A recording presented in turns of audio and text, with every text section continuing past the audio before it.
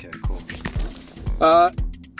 It's a very good morning to you all. Thank you so much and welcome to it. This is the FREERide podcast. I've got an amazing guest in studio. He made it and I'm so glad to have him. Thank you so much for all of you who are signing up, who are liking the page.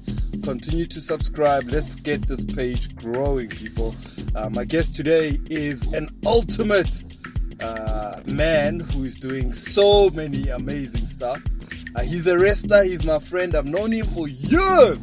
My brother, how you doing, man? This is what you want to take a look at. Yeah, that's what you want to take a look at. What I want to look at. The Champion Pro Wrestling All Africa Championship, man. This is heavy, bro. That's the burden of being a champion, my friend. What the hell does it mean being a champion, bro? Like what the? That thing, you know how much money that's cost me at the airport? Because it's in my luggage and it's 5 kilos and it puts my luggage over. Oh. And then I got to get it out and then I got to show people and then it's photographs and everything like that. Yes. So when you walk around with this on your shoulder here, bro, I'm sure people just want to know like what the heck is going on. People want to take photos. They want to.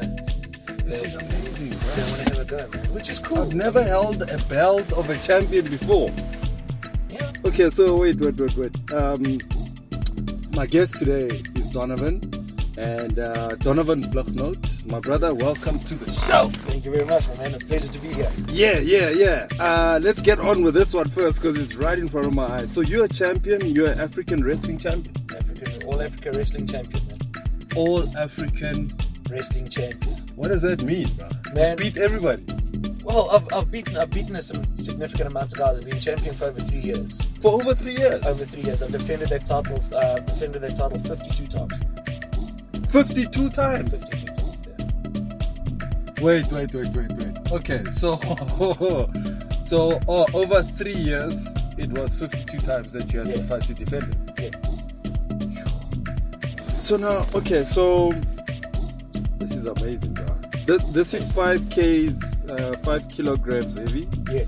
Made out of steel and bronze. Yeah. What else is in here, bro? It's like leather. Steel and bronze and leather. It's got chamois at the back, over the studs, so that the studs don't chafe into you when you are wearing it. Yes, I have worn it around my waist. No, I haven't worn it recently.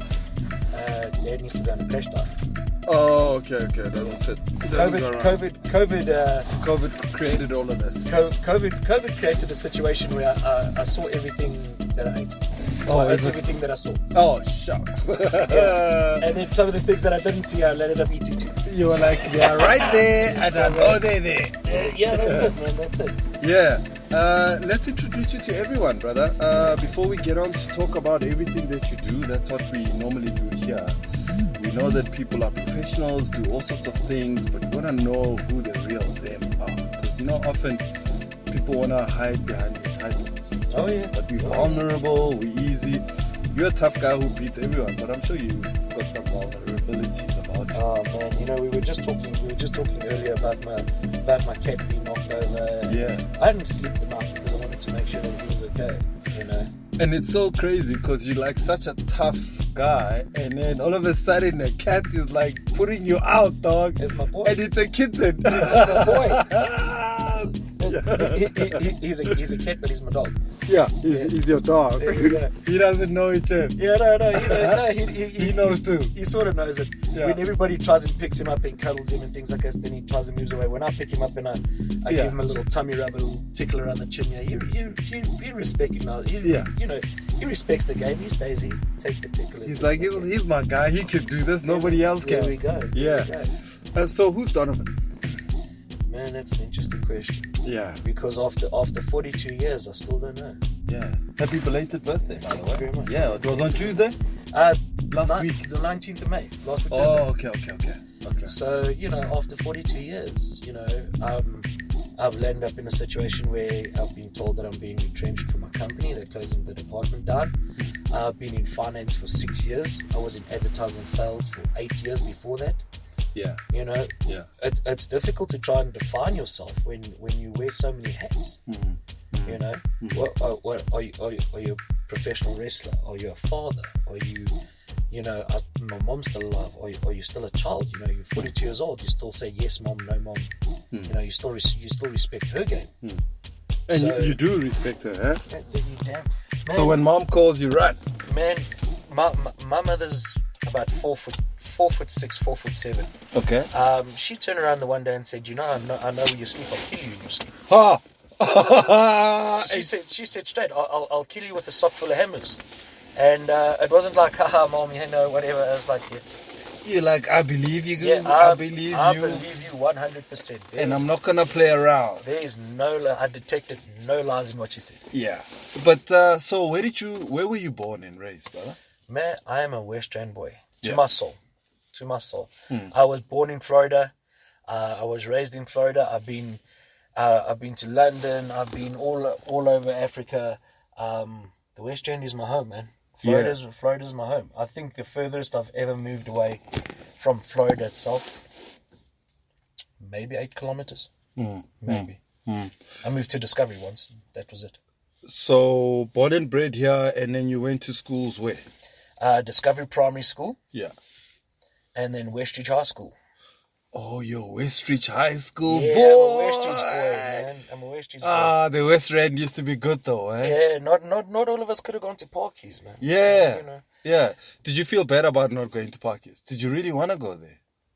to Westridge. Well, my elder sister went there and my middle sister went there. So it's I didn't have much of a choice because, my dad believed a lot in tradition.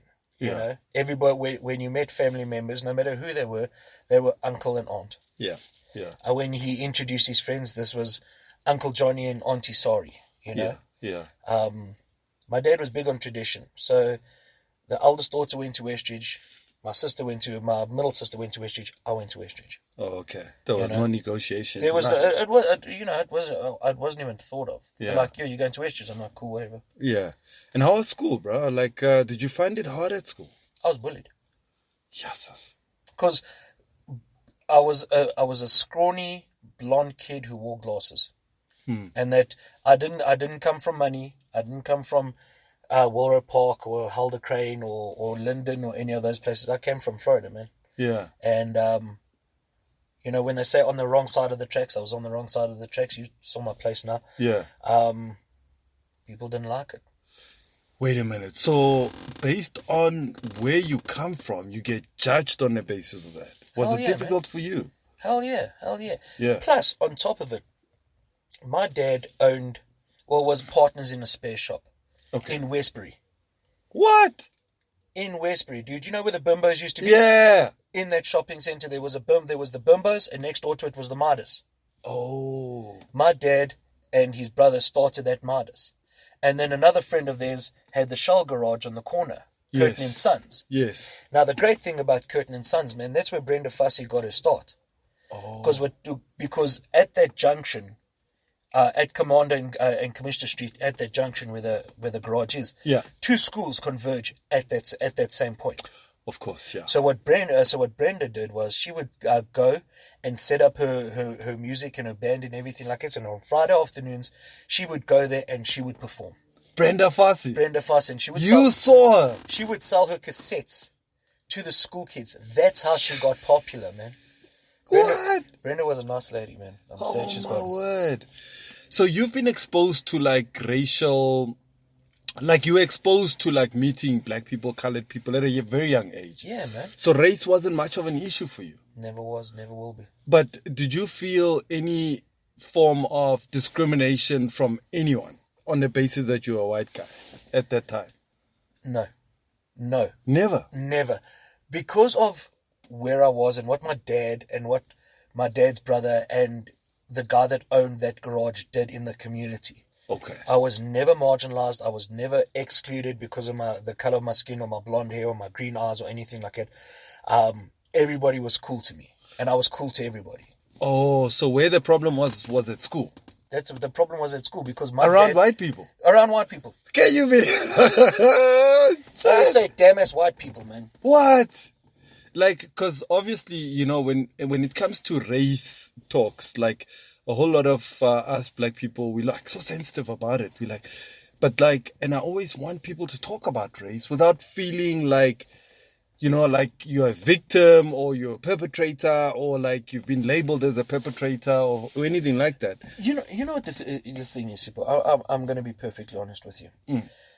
That stuff doesn't bother me. Okay. That stuff doesn't bother me. You know what bothers me? Yeah. When people will defend an ideology to the ground, even though the ideology is wrong. It's messed up. Yeah. You get in the white circles, you get what they call the bitter einders. You know, these guys that hold on to this notion that South Africa is supposed to be a white country and it belonged to white people and things like that. And then you get the guys on the other side of it who are like, you know, this land belongs to Africans. It's for Africa. It's by Africans, and the white people should just get out. You know, and there's a lot of this rhetoric going around. Here's the thing: if South Africa's put that stuff aside and actually get rid of the actual problem, the actual problem is greed and corruption. Because as South Africans, we are capable of fantastically wonderful achievements. Think about Africa. Think about what Africa can do. Africa is twice the size of America. Yet we've got half the wealth. Why? In fact, we are richer than everybody because of our minerals, but we have actually half of the wealth. Now, it's crazy. Not only that, I would put any African country up against any other country in the world for passion, for drive, for determination. You know, nobody works harder than a South African, man. Yeah. Nobody works harder than a South African. When a South African is paid and motivated to do great things, no matter if it's coloured, Indian, black, white, whatever, we will achieve great things. And the powers that be are afraid of the power that you and I have. Sure. That's deep, bro. That's deep. They're powerful, man. Yeah.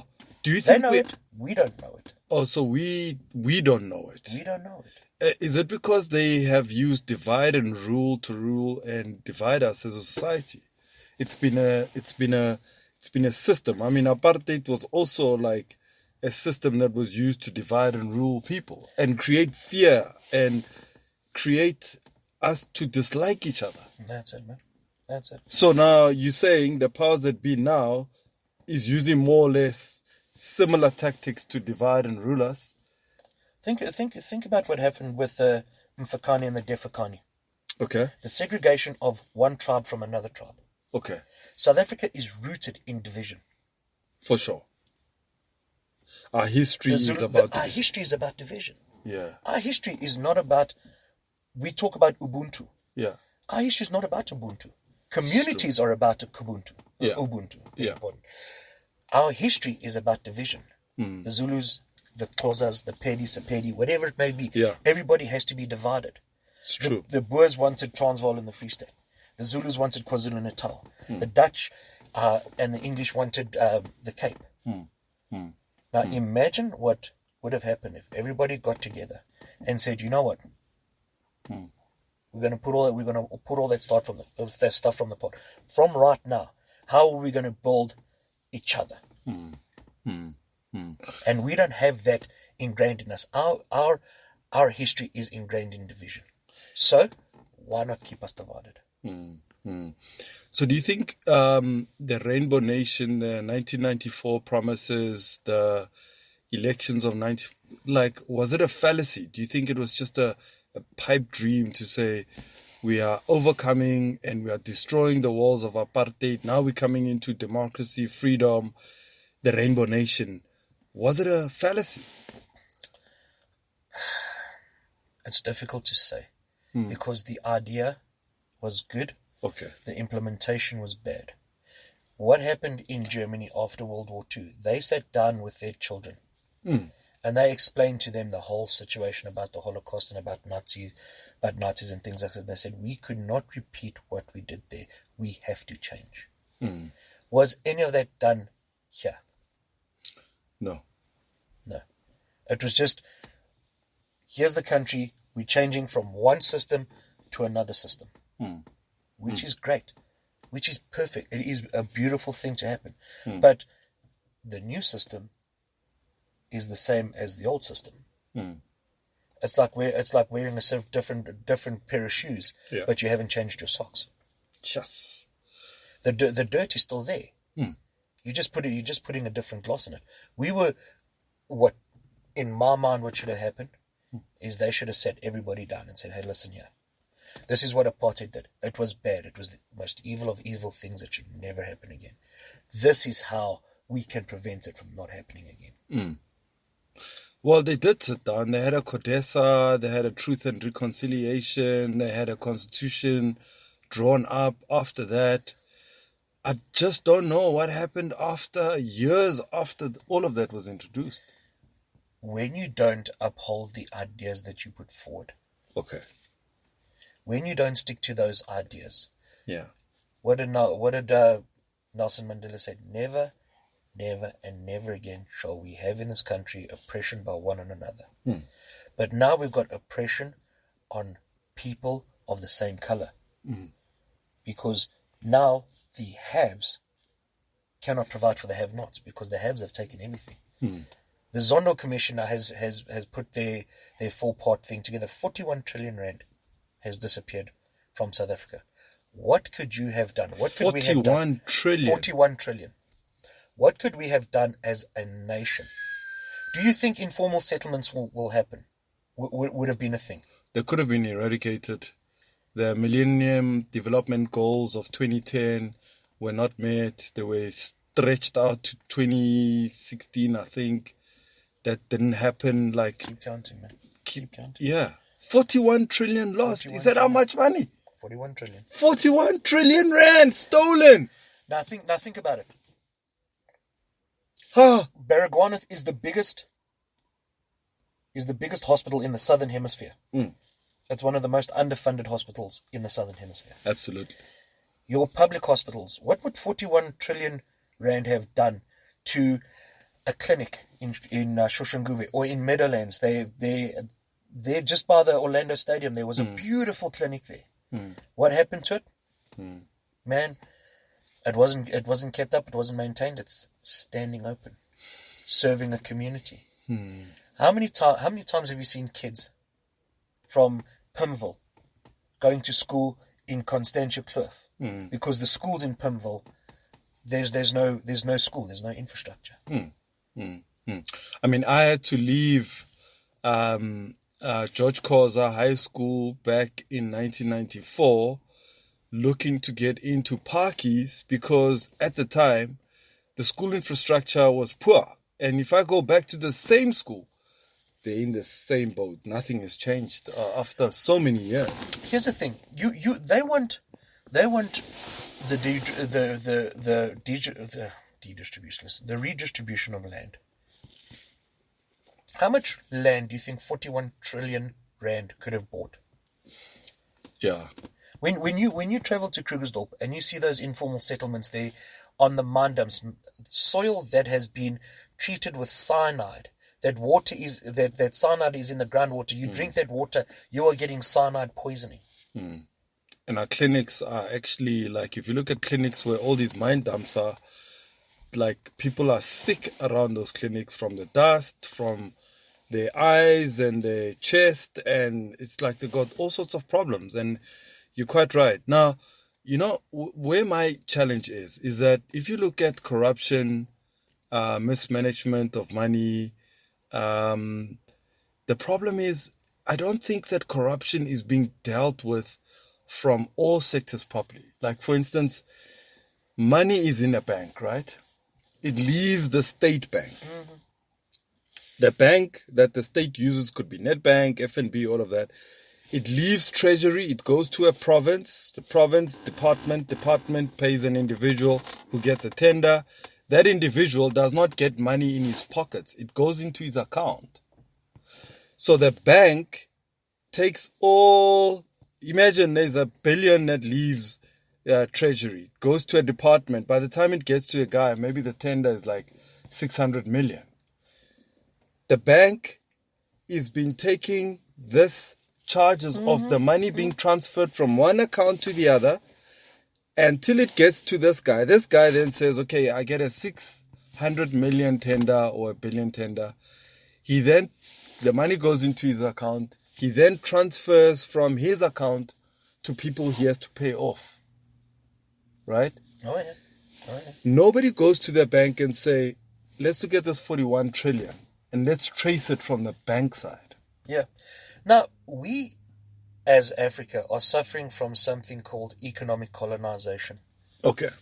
Not actual colonization, white people coming in black. We are suffering from economic colonization. Yeah. Because it's so easy for somebody to come into South Africa and say, hey, listen, we're going to give you R1 billion loan. We want to help fix the railways.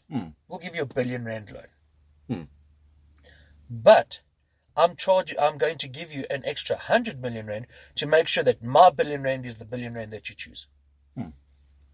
So the African leaders, whatever color, whatever creed or things like this, that economic colonization from other countries comes in. That money comes in. That they don't call it a bribe; they call it a gift. Yes, comes in. I'm gifted to make sure that this happens. Now in China, if you do that, your head gets cut off. But as a Chinese entity, you can offer bribes, you can offer solicitation, you can offer any sort of incentive that you can to make sure that the Chinese companies get that loan.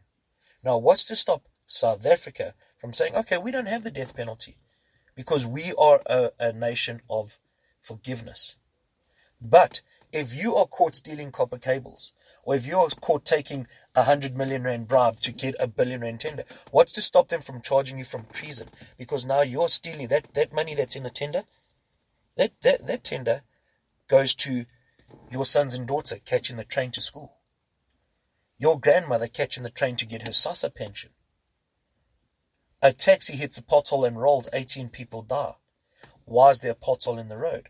Oh, well, the tender was supposed to be awarded to this person, to that person, and when they try and trace the money, it's gone. I don't think that we, Albert Einstein always says this. He says, not always, but he said it once, I guess.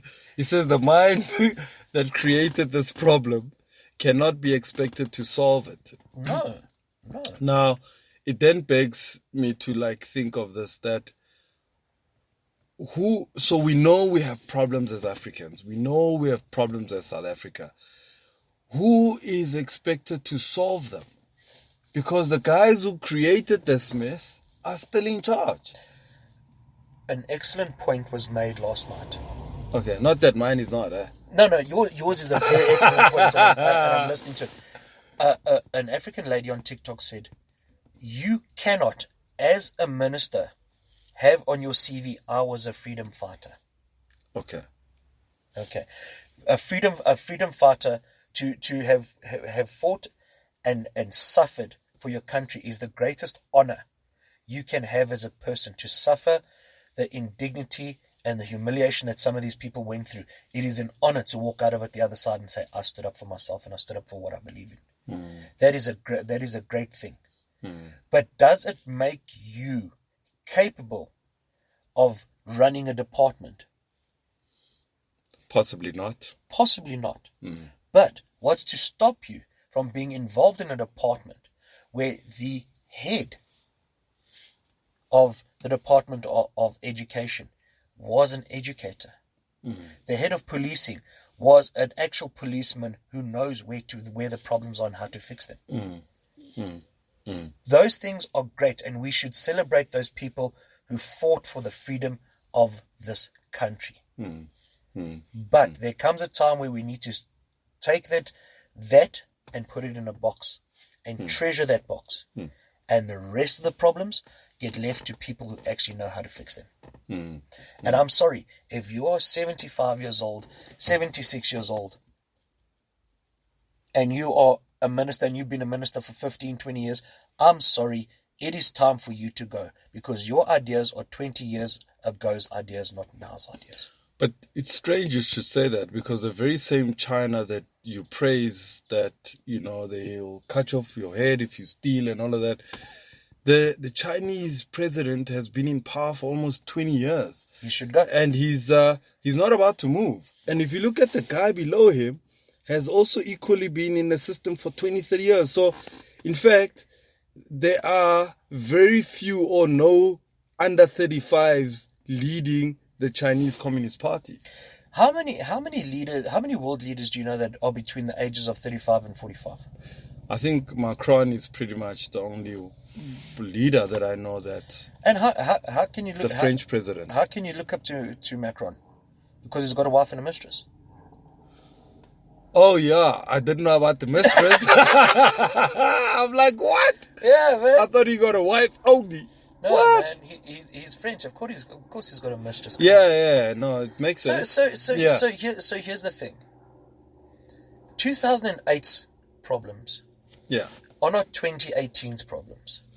Yeah. The only reason why South Africa is sitting with 2008 problems is because the people in 2008 wanted to keep it in 2008. So they put all the policies and procedures in place, and the people that are there from 2008 are the people that are still in charge. Mm. And what is happening with government at the moment? Government is failing people. It's hectic, bro. It's hectic. All right, so let's go one or two steps back because I know now we are in politics, but we'll touch on it again later on. But I'm interested in your journey growing up as well, because at some point you and I bumped into each other at some work environment. Yeah, man.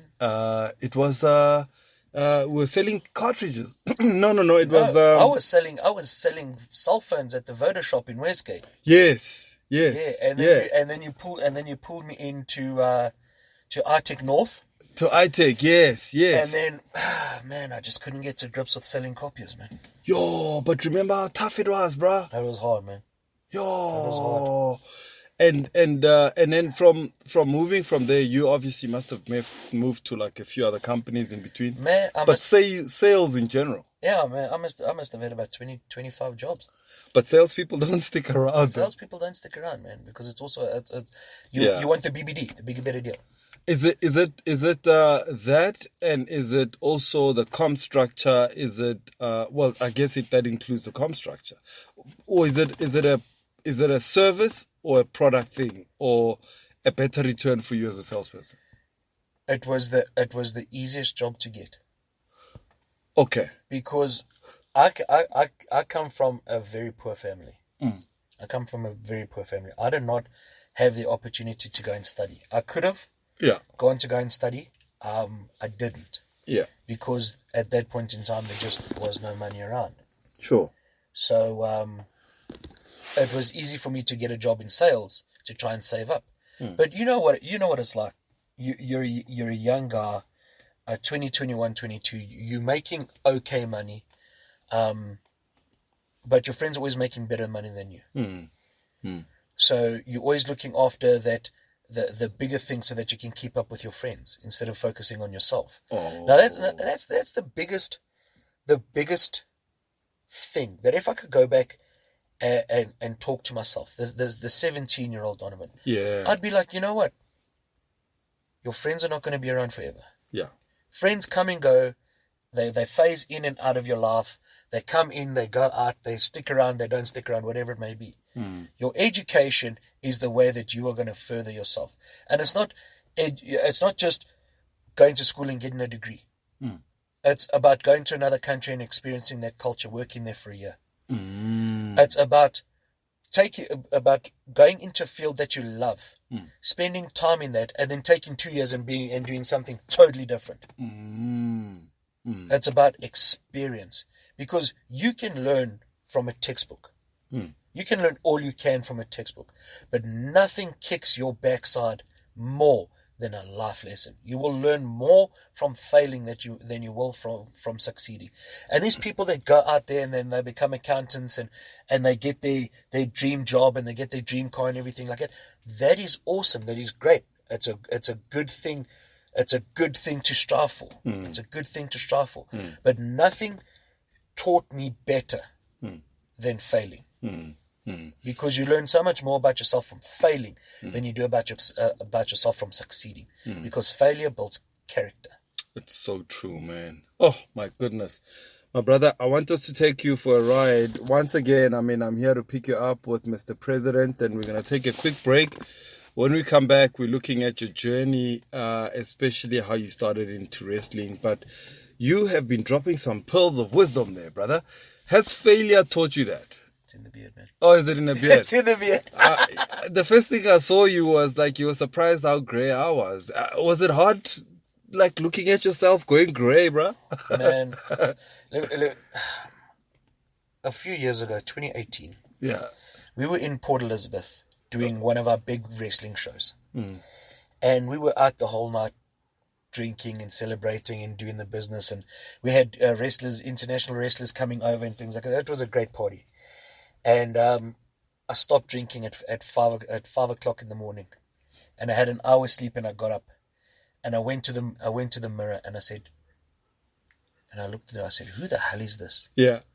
And that's the moment I realized I was getting old. Yes. When I looked in the mirror after a heavy night out, and I didn't recognize the person that was standing in front of me. Yeah. I'm like, I've reached that age, man. Yes. I've reached that age. But has it scared you, like, getting older? Like, because like when you were like 17, 18, you didn't think like at 42 or just over 40, you'd feel like, oh my God, damn, like I'm really 40. Like I'm almost like reaching 50. I cherish my age.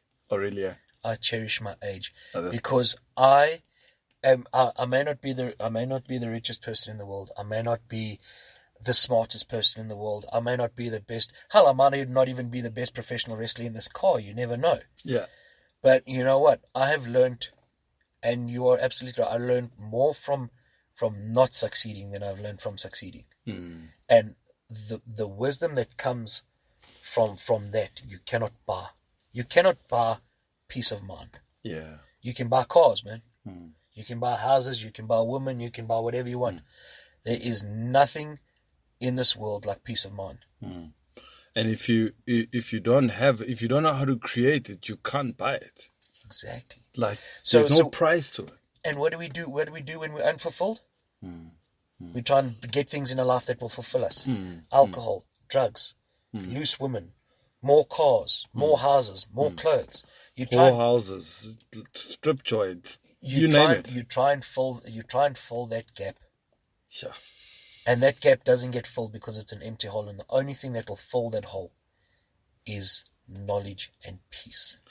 But why didn't school focus on those things? Because honestly, I just think that we were told, go to school, get a job, get a house, get a car, get a what, and then nobody tells you that true happiness is actually self-understanding, peace of mind, like joy, love, care, like those things are like not in the syllabus, like they're not being taught. Our schooling system is 200 years old.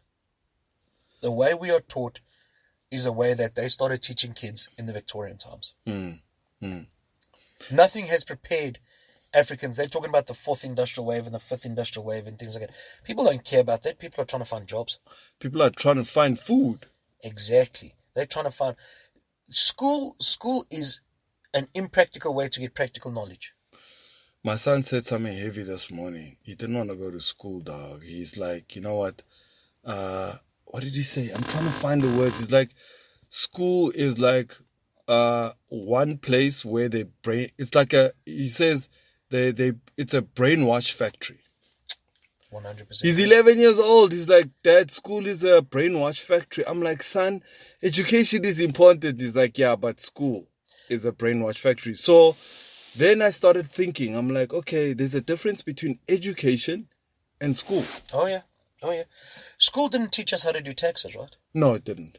Or manage our money. School didn't... that's a big one. Money management. That's a big one. Yeah. School didn't teach us any of that stuff. Or even time management. You've got a daughter, right? I've got 2 daughters and 1 son, yeah. Do your daughters know how to change a tire? No, they don't. Does your son know how to cook? Yeah, he knows. Because I teach him. Yeah, he does it with me. At least that's something. No, he didn't learn it from school. You learnt it from you. Yeah. Now why doesn't school teach girls how to change spark plugs and tires and things like that? Why don't they teach boys how to be self-sufficient? Because boys are told, once you're out of school, you need to go find a wife. You need to get a job. You need to get an education. How are you going to do that? You can't even look after yourself. You can't even boil an egg. How are you going to feed yourself? I know a lot of guys who can't do jack in the kitchen, bruh. And nothing. They're educated, they're smart, but without their wives, they can't cook. They have to buy takeaways. And you're right. I mean, it's the simple things. But I mean, I just thought maybe let me throw it in there before I take you for a ride, brother. We'll continue after this break. We took you on a bit of a ride. What did you think of the car, brother, Mr. President? I love this car, man. What? I absolutely love this car. We need to take you to one of the fights we need, bruh. Yeah, man, that'll be cool. So rock up there in El Presidente. Yeah, and then everybody else who's surrounded, like it must drive and drop you off by the ring, bro. That's what I'm talking about. That's what I'm talking about. Yeah, that'll be so dope. Nice, man. You enjoyed it, brother? Man, the seats are comfortable. You're not going to get rid of me. No, it's like you don't want to get out when you're there, bro. I'm in here. Yeah. If these guys want to wrestle, they must come in here and wrestle. I'm not going to get outside. It's their problem. That's it, man. They want it, they must come and get it. Yeah. It's in here. For sure, man. All right, so we're going to take a break. I'm going to take him for more spin around here. And when we come back, we'll continue with our conversation. Let's do this. Cool.